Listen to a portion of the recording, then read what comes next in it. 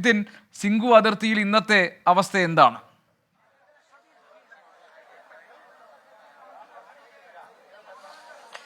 ഗോപി, ഇന്നലത്തേക്കാൾ കൂടുതൽ സുരക്ഷാ ക്രമീകരണങ്ങൾ ഇവിടെ സിംഗു അതിർത്തിയിൽ ഒരുക്കിയിട്ടുണ്ട്. കൂടുതൽ സേനകളെ ഇവിടെ വിന്യസിച്ചിരിക്കുകയാണ്. ഇപ്പോൾ ഏറ്റവും പ്രധാനമായും നമുക്ക് ദൃശ്യങ്ങൾ തന്നെ കാണാം, നിരവധി ബാരിക്കേഡുകൾ കൂടുതൽ ഇവിടെ സ്ഥാപിച്ചു. മാത്രമല്ല കൂടുതൽ സേനകൾ ഇവിടെ വിന്യസിച്ചിട്ടുണ്ട്. ശംഭു അതിർത്തിയിൽ ഇന്ന് രാവിലെ കർഷകർ ഡൽഹിയിലേക്ക് നീങ്ങിയ ഘട്ടത്തിൽ തന്നെ കൂടുതൽ കർഷകർ കൂടുതൽ സേനാംഗങ്ങൾ ഇവിടെ എത്തുകയായിരുന്നു. അതോടൊപ്പം തന്നെ കൂടുതൽ ബാരിക്കേഡുകൾ അടക്കം ഇവിടെ സ്ഥാപിച്ചിട്ടുണ്ട്.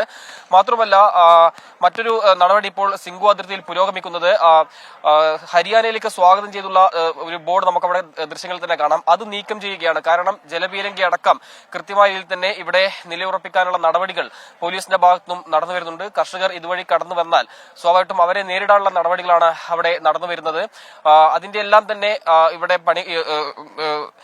നടപടികളുടെ പുരോഗമിക്കുന്നു. മുള്ളുവേലി തീർത്ത് കർഷകരെ എല്ലാം തന്നെ തടയാനുള്ള നീക്കം തന്നെയാണ് പോലീസ് നടത്തിവരുന്നത്. അങ്ങനെ ഏത് വിധേനയും കർഷകരുടെ മാർച്ച് തടയുക തന്നെയാണ് പോലീസ് ലക്ഷ്യം വെക്കുന്നത്. മാത്രമല്ല സിംഗു അതിർത്തിക്ക് സമീപത്തെ ഇടറോഡുകളെല്ലാം തന്നെ ഇപ്പോൾ വെട്ടിമാറ്റിയിട്ടുണ്ട്. അങ്ങനെ കർഷകരെ ഗ്രാമീണ മേഖലയിലടക്കം ഇത്തരത്തിൽ പല വഴികൾ തേടിക്കൊണ്ട് ഡൽഹിയിലേക്ക് പോകാനുള്ള സാഹചര്യം കൂടി കണക്കിലെടുത്താണ് അത്തരമൊരു നടപടി തുടരുന്നത്.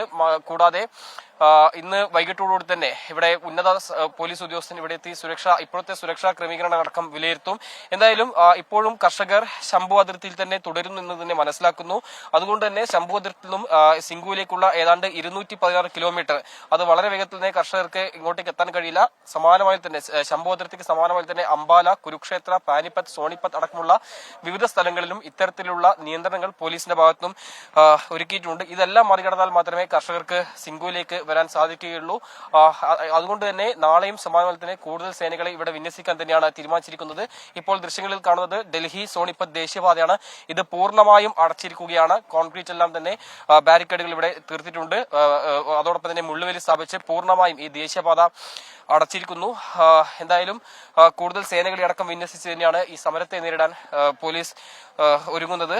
ഇതിന്റെ ഭാഗമായി തന്നെ ഇന്നത്തെ സുരക്ഷാ ക്രമീകരണം വിലയിരുത്തും. അതോടൊപ്പം ഹരിയാനയ്ക്ക് സമീപത്തെ ഏതാണ്ട് ഹരിയാനയിലെ 7 ജില്ലകളിൽ ഇപ്പോൾ നിരോധനാജ്ഞ പ്രഖ്യാപിച്ചിട്ടുണ്ട്. കൂടാതെ ഇന്റർനെറ്റ് സേവനങ്ങളെല്ലാം തന്നെ നിരോധിച്ച നടപടി അത് നാളെ വൈകിട്ട് വരെ തുടരുമെന്നാണ് ഇപ്പോൾ സർക്കാർ അറിയിച്ചിരിക്കുന്നത്. അത്തരത്തിലുള്ള സുരക്ഷാ ക്രമീകരണങ്ങളാണ് ഇപ്പോൾ സിംഗു അതിർത്തിയിൽ ഒരുക്കിയിരിക്കുന്നത്. ഗോപി, ശരി. ശംഭു അതിർത്തിയിൽ നിന്ന് കർഷകർ സിംഗുവിലേക്ക് എത്താൻ ഉള്ള ദൂരമുണ്ട്. സിംഗു അതിർത്തിയിലും പ്രത്യേക സുരക്ഷ ഒരുക്കിയിരിക്കുന്നു. ഒരു തരത്തിലും കർഷകർക്ക് ഡൽഹിയിലേക്ക് കടക്കാൻ കഴിയാത്ത തരത്തിലുള്ള പഴുതടച്ചിട്ടുള്ള ഒരു ക്രമീകരണമാണ് ഈ ഒരുക്കിയിരിക്കുന്നത്. സിംഗു അതിർത്തിയിൽ നിന്ന് ഞങ്ങളുടെ പ്രതിനിധി നിതിൻ അംബുജൻ അതിന്റെ വിശദാംശങ്ങൾ നൽകുകയായിരുന്നു.